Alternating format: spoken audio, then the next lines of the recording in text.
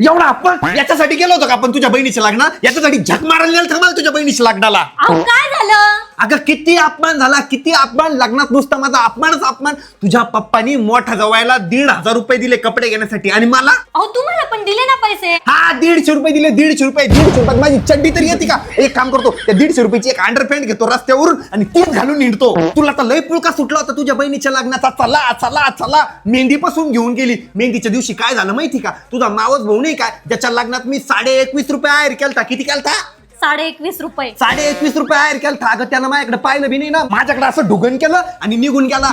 जेवताना पण किती भेदभाव. मी जेवायला बसलेलो होतो, सगळ्यांच्या ताटात एवढा वाढेल, माझ्या ताटात ढेकलं नाही. अगं मी पण रागाच्या भरात जेवलोच नाही ना त्या दिवशी आणि तू पण विचारलं नाही. मी त्या दिवशी फक्त 27 गुलाबजामुन खाल्ले आणि 12 ग्लास मट्टा पिलो. बस एवढंच खाल्लं. बस एवढंच खाल्लं तुम्ही? हा मग तुला काही लाज, तू पण विचारलं नाही मला. आणि काय ग, सगळ्यांच्या हातावर मेहंदी काढली, माझ्या हाताला मेहंदी काढली नाही ना. नेल पॉलिश लावली. काऊन? माझ्या हाताला काय खरूच व्हायला होता काय? अहो तुम्ही काय बाई आहे का? वा वा वा वा. आता मेहंदी मागितली की बाई होणार ना, बरोबर आहे ना? तू तुझ्या बापाची द्यायचीच बाजू घेशील ना, माझी कशाला बाजू घेशील? हळदीच्या दिवशी मी त्या सह्याद्रीमध्ये गेलो, तिथून मस्तपैकी हळदीसाठी कुर्ता घेतला, ते पण एकदम स्वस्त.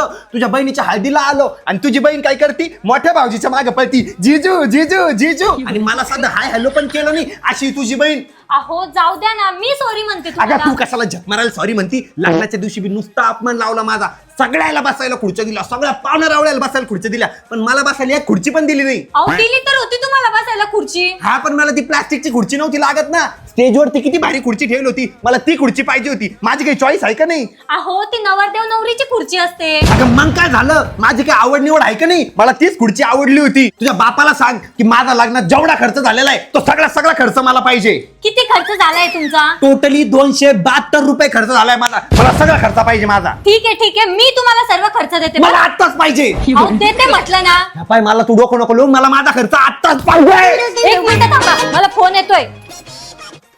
हॅलो, हा पप्पा बोला ना. हा आत्ताच पोहोचलो. अरे वा, छान छान छान. बरं ठीक आहे पप्पा, ठेवते हा फोन.